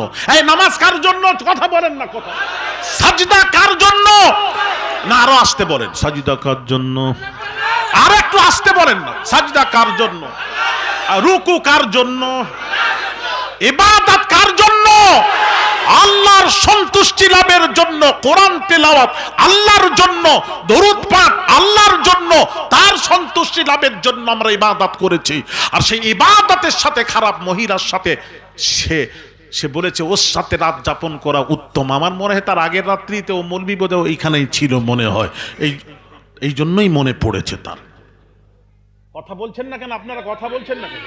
এইসব মৌলবিকে নিয়ে আসবেন তো, ওয়াজ দেবেন তো, চলে মরে গেলে দাও না শোনা। এরা হলো নিমুল্লা খাতরাই ঈমান। এদের কথা শুনে যদি আমল করে কেউ, তার ঈমানের খাতরা, ঈমানের খাতরা, ঈমানের খাতরা। আচ্ছা, শবে বারাতের রাত্রির ইবাদতটা একটু হাদিস থেকে বলে দিই। অনেকেই অস্বীকার করে, অনেকেই শবে বারাতের চাঁদ এলেই এই চাঁদে অনেক কিছু মৌলবি, খাস করে আবার ইমাম সাহেবরা, বাপরে এরাও শুনে শুনে কিছু বোঝে না তো, বেচারা জানে না কিছু, অধিকাংশ ইমামরা শুনে শুনে শুরু করে দিল ইবাদত নেই, ইবাদত নেই, কবর জিয়ারত চলবে না। চলে আছে কিনা? তিরমিজি শরীফের হাদিস, বাব ইমাম তিরমিজি 39 নম্বর 39 39 নম্বর বাব কায়েম করেছেন তিরমিজিতে। আমি তিরমিজি সিহাসিত্তার হাদিস থেকে বলছি। 15 শাবান মাসের 15 তারিখের রাত্রি আম্মা জান আয়েশা কি বলছেন 15 তারিখের রাত্রি সম্পর্কে হাদিসের ইবারত শোনাচ্ছি। ছেলেরা, মা বোনেরা একটু মনোযোগ দিয়ে শুনুন আর মোবাইলে রেকর্ডিং করুন। عن عروة عن عائشة رضي الله تعالى عنها قالت فقدت رسول الله صلى الله عليه وسلم ليلة فخرجت فإذا هو بالبقيع رواه الترمذي। ভাইরা আমার, বাবাজিরা, আম্মা জান আয়েশা সিদ্দিকা রাদিয়াল্লাহু তাআলা আনহা তিনি বলেন শাবান মাসের 15 তারিখের রাত্রি অর্থাৎ শবে বারাতের রাত্রিতে নবীজি আমার বিছানায় ঘুমিয়েছিলেন, আমার কাছে ছিলেন আমার বিছানায়। আমি আয়েশা, আমার যখন ঘুম ভাঙলো নবীজিকে বিছানায় পেলাম না, পেলাম না, পেলাম না। ফাখারাজতু, আম্মা জান আয়েশা বলেন আমি রাসূলুল্লাহ সাল্লাল্লাহু আলাইহি ওয়াসাল্লামের খোঁজে বের হয়ে গেলাম। ফাখারাজতু, নবীকে খুঁজতে খুঁজতে খুঁজতে খুঁজতে কোথায় পেলাম, কোথায় পেলাম? ফাইদা হুয়া বিল বাকি, জান্নাতুল বাকি গোরস্থানে নবীকে পেয়ে গেলাম। ওই রাত্রিতে নবীজিকে জান্নাতুল বাকি গোরস্থানে পেলাম, নবীর কাছে গেলাম, পৌঁছালাম। রাসূল বললেন ইন্নী জানান্তু আন্নাকা আতাইতা বা'দা নিসাইক। আল্লাহর নবী বলেন আয়েশা রে, তোমার ধারণা ছিল আমি অন্য বিবির কাছে চলে গেছি, এইটাই ধারণা করেছিলে। আম্মা জান আয়েশা বললেন জি হুজুর, আমি এটাই ভেবেছিলাম আপনি অন্য বিবির কাছে চলে গেছেন। নবীজি বলছেন আয়েশা, এটা কি করে ভাবলে আমি তোমার হক নষ্ট করে অন্য বিবির কাছে যাব, এটা ভাবলে কি করে? না না বিবি আয়েশা শোনো। ফাকালা ইন্নাল্লাহ আযজা ওয়া জাল ইয়ানজিলু লাইলাতান মিন নিসফি শাবান, মিন নিসফি শাবান। আল্লাহ তাআলা শাবান মাসের 15 তারিখের রাত্রি আমাকে বললেন ইয়া রাসূলুল্লাহ, ইয়া হাবিব, হাবিব এই রাত্রিতে আল্লাহ আসমানের দুনিয়ায় চলে আসেন, অর্থাৎ আল্লাহ রহমত নেমে আসে। আল্লাহ রহমত ডাক দিতে থাকে বান্দারে, এই গুনাহগার বান্দা, গুনাহরা ক্ষমা চা, আমার কাছে ক্ষমা চা। পাহাড় সমতুল্য যদি গুনাহ হয় আমি আল্লাহ ক্ষমা করে দেব। ফায়াগফিরুলি আকসারা মিন আদাদি শাআরি গানামি কালবিন। আল্লাহ নবী বলেন আল্লাহ তাআলা বলতে থাকেন ওই বনু কালবের সবচেয়ে বেশি বকরি ছিল, ছাগল ছিল, ওই ছাগলের গায়ে যত লোম, ওই লোম পরিমাণ ওই শাবান মাসের 15 তারিখের রাত্রিতে অর্থাৎ শবে বারাতের রাত্রিতে ওই লোম পরিমাণ গুনাহগার বান্দা বান্দীদের গুনাহ খাতা আমি আল্লাহ ক্ষমা করে দিই। জোরে বলেন না। হ্যাঁ, তিরমিজির হাদিস। কিছু বলছেন? আর কবর জিয়ারত চলবে না, ইবাদত চলবে না। ভাইরা আমার, বাবাজিরা, আর একটু শোনাবো। আশরাফ আলী থানভী সাহেব, থানভী সাহেব, তবলিগি জামাতের ভাইরা ভালো করে শুনুন। তোমরা কখনো বলবে না, তোমরা বলতে পারো না, তোমরা বলতে পারো না শবে বারাত চলবে না, হালুয়া রুটি চলবে না, এটা তোমরা বলবে না। সাবধান, লাগাম লাগাও। কারণ তোমাদের হেড আশরাফ আলী থানভী সাহেব, তিনি বেহেশতি জিওর 208 নম্বর কলকাতার ছাপা, তাতে লিখছেন শাবান মাসের 15 রাত্রি শবে বারাত প্রকাশ থাকে যে আমাদের ইসলামী শরীয়ত অনুযায়ী রাত্রিকে আগে ও দিনকে পরে ধরা হয়। অতএব 15ই রাত্রি বলতে 14ই দিবাগত রাত্রি বোঝায়। এ রাত্রি একটি অতি মহান পবিত্র রাত্রি। এ রাত্রি জাগরণ করে ইবাদত বান্দেগি, নফল নামাজ, কোরআন তেলাওয়াত, দুরূদ শরীফ পাঠ, সমস্ত গুনাহের কাজ হতে ইস্তিগফার করা, আল্লাহর জিকির করা উচিত এবং আপোষে হিংসা বিদ্বেষ মনোমালিন্য কারোর সঙ্গে থাকলে তা দূর করা উচিত। মৃত পিতামাতা, ওস্তাদ, গরিব আত্মীয় স্বজন, মোমেন মুমিনাত, মুসলিমিন মুসলিমাতের সবরে শানি, কবর জিয়ারাত যার যেমন তৌফিক হয় করা উচিত। তারপর দিনের বেলায় রোজা রাখা উচিত। আগামী 1 বছর হায়াত, মত, রিজক, দৌলত ইত্যাদি সম্পর্কীয় তকদির ও কিসমত এ রাত্রিতে আল্লাহর তরফ হতে লিখিত হয়ে ফেরেশতাদের নিকট দেওয়া হয়। এ রাত্রিতে কোনো কোনো অঞ্চলে আতশবাজির প্রচলন দেখা যায়, এটা খারাপ প্রথা। এই খারাপ প্রথা বর্জন করা উচিত। গরিবদের দান করার জন্য এবং নিজেদের খাওয়ার জন্য যার তৌফিক হয়, চুরি না করে, ঋণ না করে, ভিক্ষা না করে হালুয়া রুটি পাকানো কোনো পাপের কাজ নহে। হালুয়া রুটিও খেতে দেবে না, বেশি করে খাবেন, বেশি করে। আমি আওলাদের রাসূল পীরের আওলাদ আপনাদের বলে যাচ্ছি, বেশি করে, যত বলবে তত বেশি করে খাবেন। তবে নিজে খালি নয়, পাড়ার প্রতিবেশী গরিবদের জন্য কিছু দিয়ে খাবেন। আমার নবী বলছেন যখন খাবে গরিবদেরকে দিয়ে খেও, তাহলে হক আদায় হবে, নাহলে ধরা পড়তে হবে। তুমি তোমারটা দেখলে, গরিবটা তো দেখলে না। হ্যাঁ, কথা ঠিক কি না? হ্যাঁ, তাহলে এগুলি চলবে কি চলবে না? তাহলে ফাজলামু করো কেন?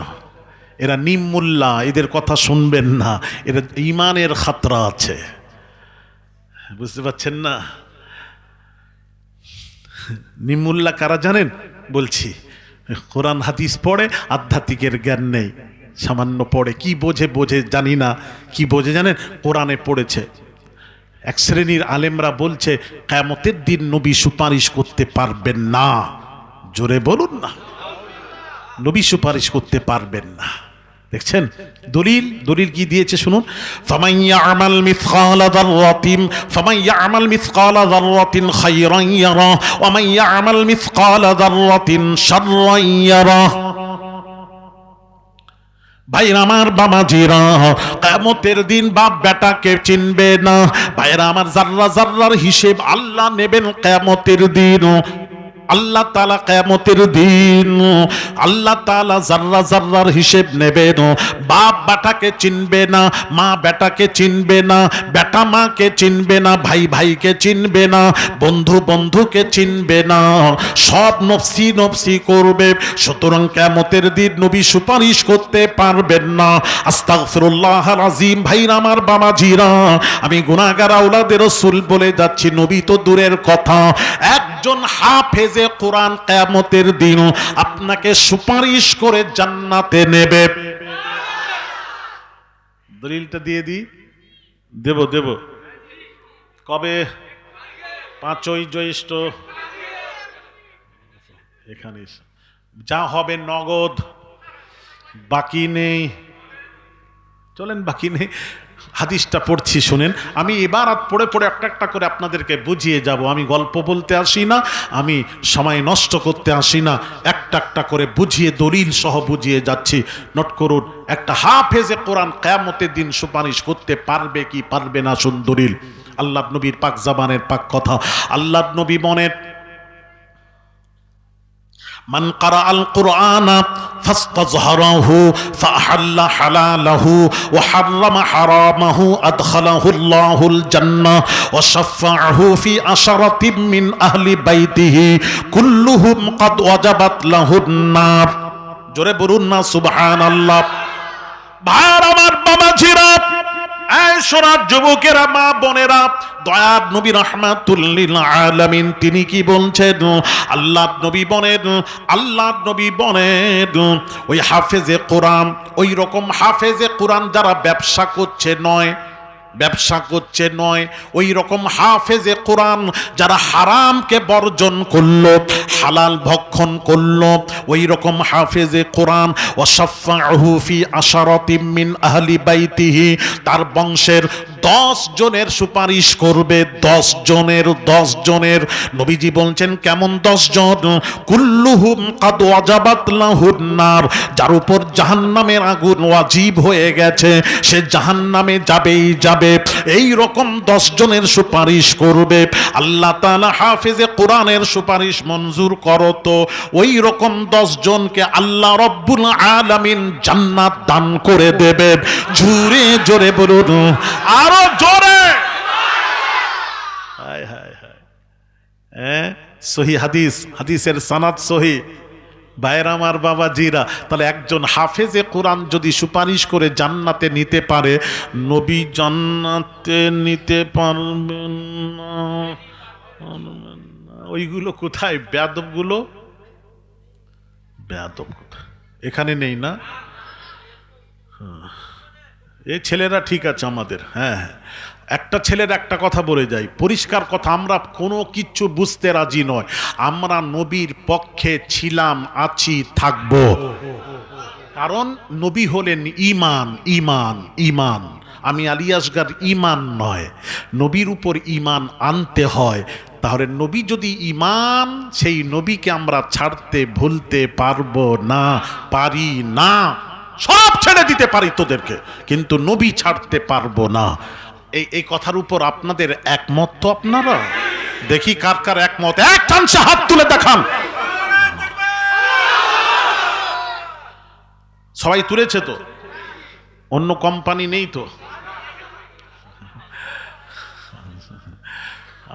ভাইয়ের আমার, বাবাজিরা, অনেক কোম্পানি এখন শুরু হয়েছে, আল্লাহ হেফাজত করে। ইউটিউবেতে গিয়ে একটু দেখেন, কোম্পানির অভাব নেই। বেকার আমি আর সহ্য করতে পারিনি সব বাবু, অন্যায় সহ্য। নবীর পক্ষে থাকো। দাঁড়ান আমি একটু হাদিসটা বলি, হাদিসটা শোনাই। এই ছেলেরা হাদিস শোনাই। ইমাম আহমদ বিন হাম্বল যিনি 7 লক্ষ হাদিসের হাফেজ, হ্যাঁ, উনি হাদিসটি বর্ণনা করেছেন। ইমাম আহমদ বিন হাম্বলের মধ্যে হাদিসটি রিওয়ায়াত করেছেন। হাদিসের বর্ণনাকারী হুযায়ফা বিন ইয়ামান হাদিসের বর্ণনাকারী। হাদিসটা একটু শোনাবো, একটু মনোযোগ। ভাইরা আমার, বাবা জিরা, শুনছেন তো? নবীজি, দয়ার নবী রাহমাতুল লিল আলামিন, একদিন হুজরা মোবারকে নবী সুপারিশ করতে পারবেন কিনা আমি হাদিস শোনাই। নবী হুজরা মোবারকে তশরিফ রেখেছেন। এমন সময় থাকতে থাকতে, সাহাবীদের মাঝে থাকতে থাকতে নবীজি অদৃশ্য হয়ে গেলেন, মানে গুম হয়ে গেলেন। সাহাবীরা দেখতে পেলেন না, কোথায় চলে গেলেন। কি ব্যাপার, নবী থাকতে থাকতে কোথায় অদৃশ্য হয়ে গেলেন, দেখা গেল না। পরের দিন নবীজিকে যখন সাহাবীরা পেলেন, জিজ্ঞেস করছেন, ইয়া রাসূলুল্লাহ, আপনি গতকাল আমাদের মাঝে থাকতে থাকতে অদৃশ্য হয়ে গেলেন, গুম হয়ে গেলেন, কোথায় গেছিলেন? হায় হায় হায় হায়, নবীজির পাক জাবানের পাক কথা নবী বলছেন, সাহাবীরা রে, এই উম্মতেরা, সাহাবীরা, ইন্না রব্বি তাবারাক তাআলা আশতাশারানি ফি উম্মতি, আল্লাহ তাআলা আমার উম্মতের ব্যাপারে, গুনাহগার উম্মতের ব্যাপারে আমাকে খাস জায়গায় নিয়ে গিয়ে গুনাহগার উম্মতের ব্যাপারে খাস পরামর্শ করার জন্য আমাকে নিয়ে গেছিলেন। জোরে বলুন, আরো জোরে।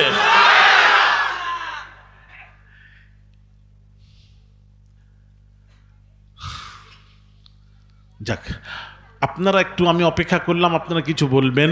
এখানে একটা প্রশ্ন রয়ে গেল, নবীকে আল্লাহ নিয়ে গিয়ে খাস জায়গায় আমাদের ব্যাপারে কি পরামর্শ করেছিলেন? নবী বললেন উম্মতের ব্যাপারে পরামর্শের জন্য নিয়ে গেলেন। এখন প্রশ্ন আসবে, কি পরামর্শ করেছিলেন? ইনশাল্লাহ আগামী 5ই জ্যৈষ্ঠ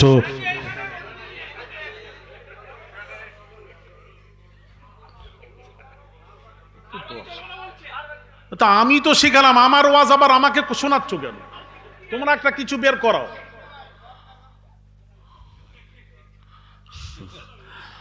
আল্লাহ রে, তার এতদিন না না এতদিন জলসা শুনছো, শুনুনি?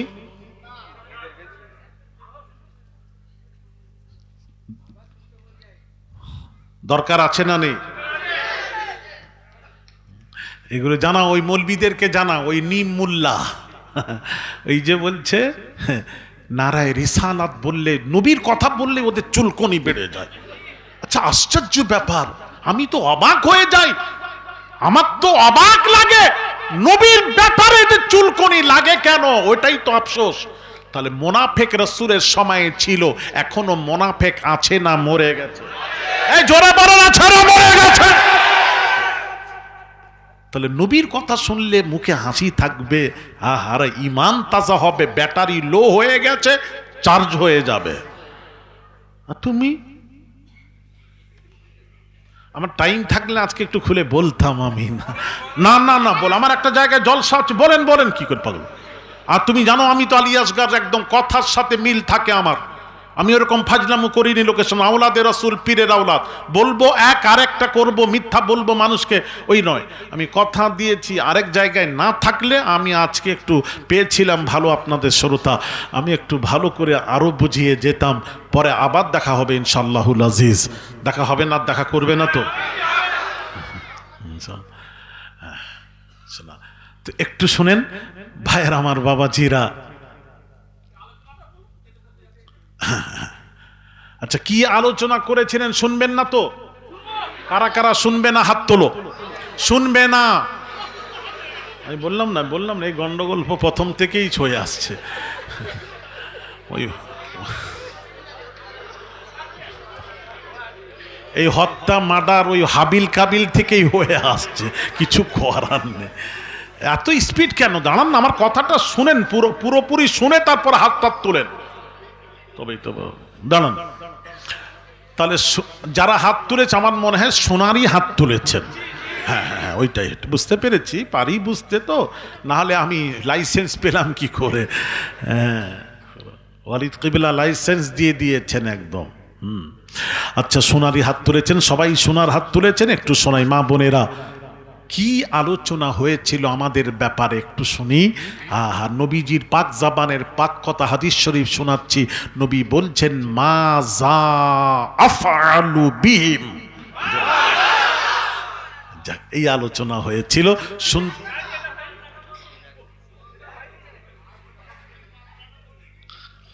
আমি হাদিস বললাম, এটা হাদিস, ব্যাখ্যা। হ্যাঁ ছেলেরা, ব্যাখ্যা শোনো। মা যা আফআলু বিহিম, নবী বলছেন, আল্লাহ আমাকে নিয়ে গিয়ে বললেন, এ হাবিব বলুন, আপনি বলুন, কিয়ামতের দিন, কিয়ামতের কঠিন দিনে, যেদিন বাপ বেটার হবে না, বাপ বেটাকে চিনবে না, মা বেটাকে চিনবে না, ভাই ভাইকে চিনবে না, বন্ধু বন্ধুকে চিনবে না, সেই কঠিন দিনে তোমার উম্মতের সাথে কি গুনাহগার উম্মতের সাথে কি আচরণ করলে বন্ধু তুমি খুশি হবে? হায় হায় হায় হায় হায়, আমাদের ব্যাপারে কি করেছেন সেই নবী। আমার আফসোস, সেদিন এক মুফতি, হ্যাঁ, বাংলাদেশে এক বক্তা আমার পাশে ওয়াজ করছেন, এখানেও এক বক্তা ওয়াজ করছেন। কি বলছে জানেন? ওয়াজে বলছে, আরে আমাদের নবী 63 বছরে আমাদের ছেড়ে চলে গেলেন, এতিম করে চলে গেলেন, এতিম করে চলে গেলেন, ওটা বলছে। বেচারা যতটুকু জানে বলেছে, কিন্তু গেলেন কেন? প্রশ্ন, আমার প্রশ্ন এখানে। ওনার মৃত্যু তো আলাদা।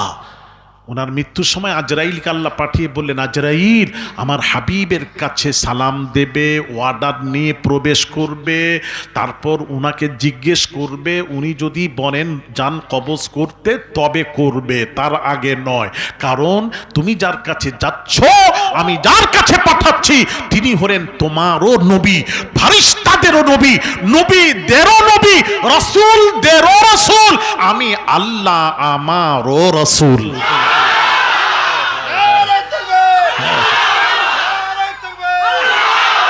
ওরে আজরাইল, তার সাথে বেয়াদবির দুঃসাহস সিনার মধ্যে যেন না আসে। তাকে সৃষ্টি না করলে তুমিও হতে না। তাকে আদবের সাথে আলম দাঁড়িয়ে জিজ্ঞেস করবে। আজরাইল জিজ্ঞেস করেছিলেন, ইয়া রাসূলুল্লাহ, আপনি দুনিয়ায় থাকবেন না, আল্লাহ দিদার করবেন, যেভাবে আপনি বলবেন সেইভাবে কাজ সমাধা হবে। সেই দিন নবী যদি বলতেন, না আমি নূহ নবীর মতন 1400 বৎসর বাঁচতে চাই, যাও আজরাইল ফিরে আসতেন, আমরা নবীকে পেয়ে যেতাম। আদম নবীর মতন 900 বৎসর বেঁচে থাকলে আমরা পেয়ে যেতাম। তাহলে নবী বললেন, না, আমাকে তাড়াতাড়ি রূহ কবজ করো। কেন তাড়াতাড়ি রূহ কবজ করতে কেন বলেছিলেন? কেন আমাদের আগে চলে গেলেন? কেনর উত্তর আছে। এর পেছনে একটা বড় রাজ রহস্য লুকিয়ে আছে। হ্যাঁ, না বাবা, আমার সময়, আমি দেখেন আমার তো সময়, আমাকে আবার আমার কালেকশন করতে হবে। দেখেন আমার কালেকশন মূল হচ্ছে মাদ্রাসা চলবে যেটা কালেকশন, আপনারা কালেকশনের দিকে একটু লক্ষ্য।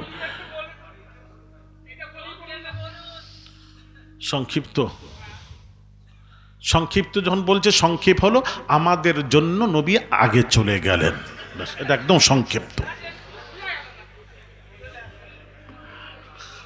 ওই জন্য বলছি সংক্ষিপ্ত গেলে হয়নি, এগুলো বিস্তারিত আলোচনা হলে ভালো লাগে। হ্যাঁ, আপনারা আমার আওয়াজ বুঝতে পাচ্ছেন না বোধহয়। হ্যাঁ, নবী আগে গেলেন কেন জানেন? নবী বলছেন, উম্মাত আমি আগে যাচ্ছি, তোরা পরে আয়। আমি আগে যাচ্ছি কেন, এত আগে যাচ্ছি কেন? কোনো নবী যায়নি, আমি থাকলে থাকতাম। এই জন্য তো নবী বলে গেছেন, এই জন্য তো নবী বলেছেন আমার থাকা তাও তোদের জন্য ভালো। হায়াতি খায়রুল লাকুম ওয়া মামাতি খায়রুল লাকুম, আমার দুনিয়ায় থাকাটা তোদের জন্য ভালো, আমার দুনিয়া থেকে চলে যাওয়াটাও তোদের জন্য ভালো। আমি আগে যাচ্ছি এই কারণে তোদের সুব্যবস্থার জন্য আগে রওনা দিলাম। হায় হায় হায় উম্মত রে, সেই নবীর ভালোবাসাটা হলো ঈমান, ঈমান, ঈমান। ঠিক কিনা জোরে বলেন? নামাজ ঈমান নয়, রোজা ঈমান নয়, হজ ঈমান নয়, যাকাত ঈমান নয়, এটা ইসলামের আমল। আমল আমল পড়তে হবে, আমল। আমল আলাদা, ঈমান আলাদা। আমল আলাদা, ঈমান আলাদা। আমল আলাদা, ঈমান আলাদা। প্রশ্ন আসবে, হুজুর ঈমান কি? পশ্চিম বাউড়িয়া ঈমান কি বলছে? কাজী চোড়া রাখেন না রে বাবা, পশ্চিম কাজী চোড়া কি কাজী? কটা কাজী আছে বলেন না? কাজী এখন আর কাজী টাজি নেই, যা কাজী চড়া বাউড়িয়া, পশ্চিম বাউড়িয়া কাজী চড়া। হ্যাঁ ভাইয়েরা আমার, বাবাজিরা এদিকে লক্ষ্য করুন, এদিকে লক্ষ্য করুন। হ্যাঁ, কি বলছিলাম?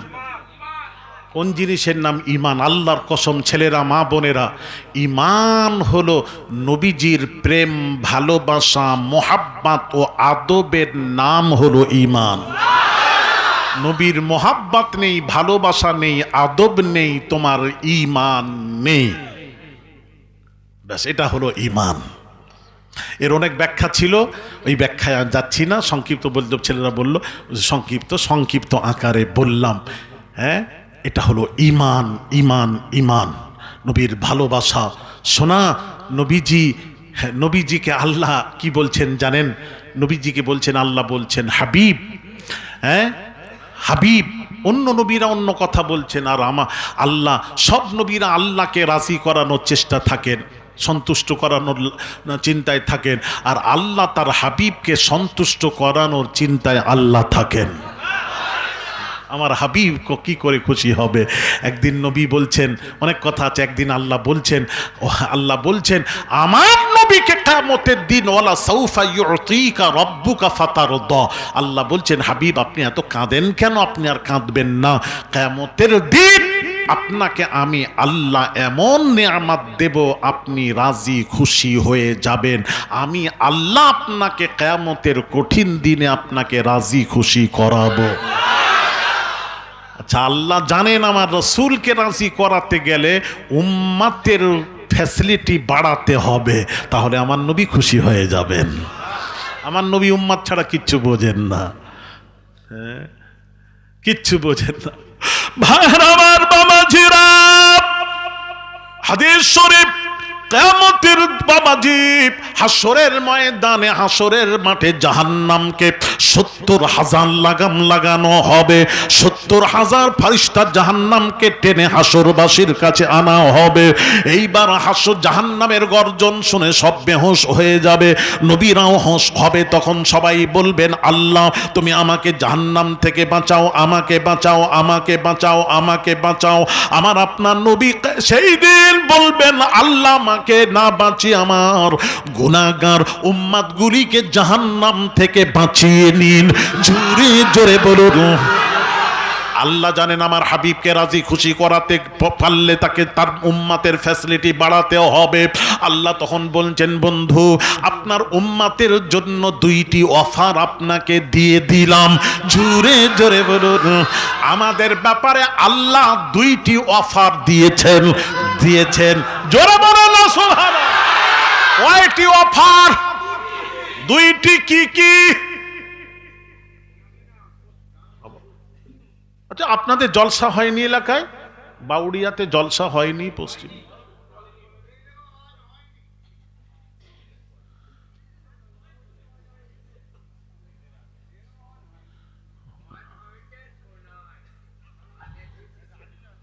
উনি বলছে হয়েছে, শোনো। তাহলে আপনি শোনেননি আর সবাই শোনেনি কেউ?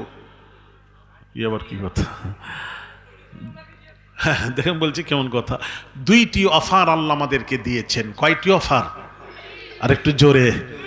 আজকে আমি রাখলাম, পরে আপনার শোনাবো, শোনা বিশ্বাস করেন, আমি পরে শোনাবো আপনাদেরকে।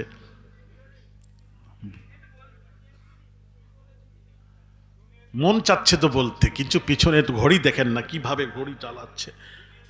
হ্যাঁ, কি করে 1.5 ঘন্টা হয়ে গেল আমি তো বুঝতেই পারলাম না। 11:30, আর আধ ঘন্টা টাইম আছে, কালেকশন বাকি আছে। সোনা মাদ্রাসাকে একটু দেখেন। তবে 2টি অফার শুনবেন, একটু শুনবেন, টপ করে ছোট্ট করে শুনবেন। আচ্ছা, ছোট্ট করে, ছোট্ট করে শুনেন। আল্লাহ পাক বলছেন, বন্ধু আপনার উম্মাতের জন্য 2টি অফার দিয়ে দিলাম। 2টি অফার কি দিয়েছেন একটু শুনেন। হাদিস শরীফ বলছি, গল্প বলছি না একটা। খুয়িরতু বাইনা আন ইয়াদখুলা নিসফু উম্মাতিল জান্নাহ ওয়া বাইনা শাফাআহ। এই 2টি অফার দিয়েছেন, শুনতে চাইলেন, বলে দিলাম।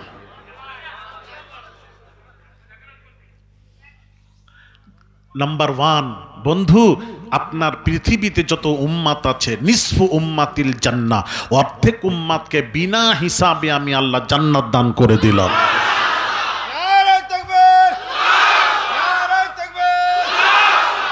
খুশি নয়? খুশি নয় তো? কথা বলেন না। খুশি তো? নবী বললেন আল্লাহ আমি খুশি নই, আর দেখো উম্মাত খুশি হয়ে গেছে। চিন্তা করো, আমরা খুশি হচ্ছি, আর দয়ার নবী সেদিন আল্লাহকে বলছেন, আল্লাহ তুমি কি বললে নিসফু উম্মাতিল জান্নাহ, এখানে শর্ত, শর্ত তো দিয়ে দিলে অর্ধেক উম্মাত, তাহলে অর্ধেককে জান্নাত দেবে আর অর্ধেককে জাহান্নামে দেবে। আমি খুশি? আমি এতে খুশি নই। তাহলে আল্লাহ বললেন, তাহলে আরেকটা অফার দিচ্ছি। আরেকটা অফার, দুটোর একটা নিন। ওটা নেবেন না? বলেন না। ওয়াবাইনা শাফাআহ, সুপারিশ। কিয়ামতের কঠিন দিনে আপনি উম্মাতের সুপারিশ করবেন। সুপারিশ মানে যারা গ্রেফতার হয়ে যাবে তাকে ছাড়িয়ে আপনি জান্নাতে পৌঁছবেন। কোনটা নেবেন? এইটা নেবেন? সুপারিশটা নেবেন? তখন নবী বললেন, ফাখতারতু শাফাআহ, আল্লাহ আমি সুপারিশ নেব। কারণ সুপারিশে কোনো শর্ত নেই যে অর্ধেকের সুপারিশ করবে, 12 আনা করবে, 4 আনা করবে, এখানে শর্ত নেই। তার মানে সুপারিশ করতেই থাকবো। আল্লাহ বলছেন হ্যাঁ সুপারিশ করতেই থাকবেন, আর আমি আপনার গুনাহগার উম্মাতগুলিকে ক্ষমা করে জান্নাতে পৌঁছতেই থাকবো, পৌঁছতেই থাকবো, পৌঁছতেই থাকবো, পৌঁছতেই থাকবো।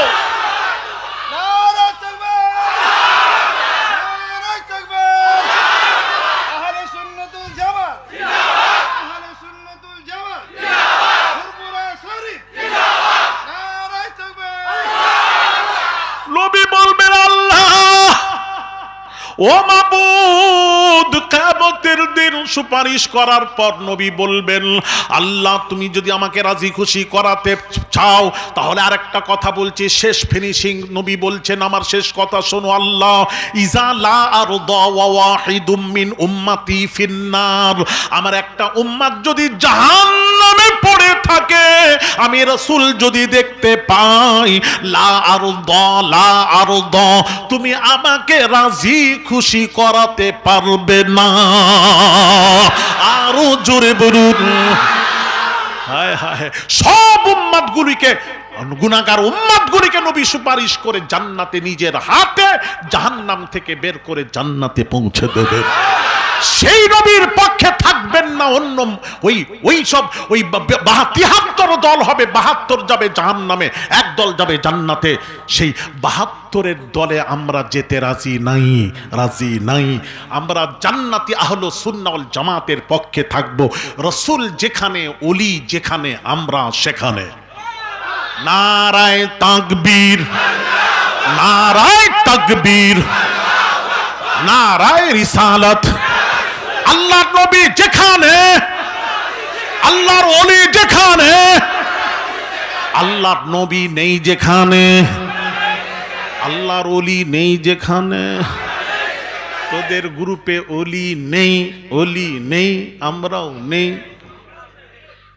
ওলি দেখা না, একটা দেখা, আর আমাদের কাছে আসবি, দেখাই কটা দেখবি। মেদিনীপুর একটা কুয়া আছে, আল্লাহর ওলি বললেন এই পানি ওহি রহে যা। জবান থেকে বের হয়েছে পানি, ওইভাবেই রয়ে গেছে। মাটির থেকে ১.৫ হাত নিচে পানির লেয়ার, গভীর হলো 10 ফুটেরও কম।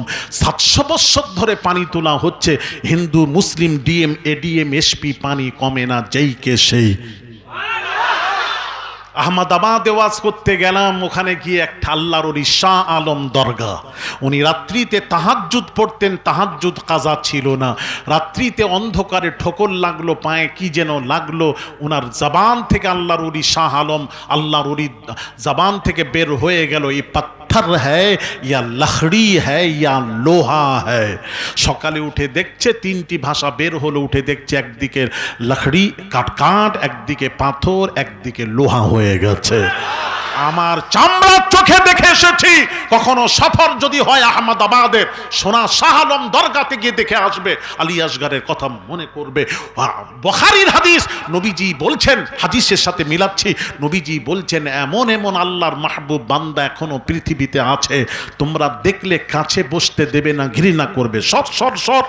কিন্তু নবী বলছেন তারা যা বলে দেয় তাই হয়ে যায়। শোনা, ওলিদের পক্ষে থাকো শোনা।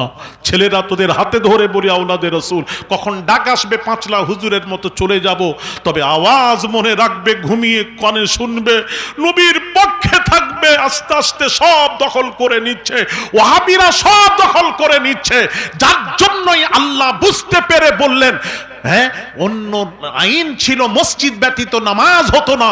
আর আল্লাহ জানেন উম্মতে মুহাম্মাদীর আখিরি নবীর সময় ওয়াহাবিরা তো মসজিদগুলি দখল করে নেবে, তাহলে নবীর প্রেমিক আশিকদের নামাজ তাদের পেছনে হবে না। যারা ওইভাবে বলে এদের পিছনে নামাজ হবে না, যারা বলে হায়াতুন নবীকে তালাক দিলাম, ওটা আমাদের নয়, এদের পেছনে তো নামাজ আশিকদের হবে না। যারা শবে বারাতের রাত্রিকে এইরকম বলে, যারা খারাপ মেয়ের সাথে তুলনা করে, ওদের পেছনে নামাজ আশিকদের হবে না।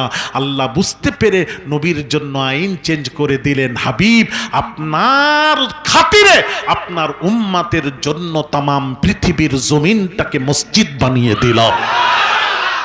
এত সুযোগ করে দিলেন, তারপর আল্লাহ বলছেন ওদের পেছনে নামাজ পড়বি না। इमाम देखकर नमाज पढ़ना। इमाम अगर नबी का दर का गुलाम है वो हमारा इमाम है, और इमाम अगर गुस्ताख रसूल है, ब्यादब रसूल है, छोड़ के आ जाना, घर में नमाज पढ़ लेना। আমল করবেন তো? সবাই বলুন করবেন তো? সেই নবীর মাদ্রাসা, সেই নবীর প্রতিষ্ঠানে আওলাদে রাসূল বলছে, বাবা কে আছো, কে আছো, একদম তোমরা বলো কে আছো, শোনা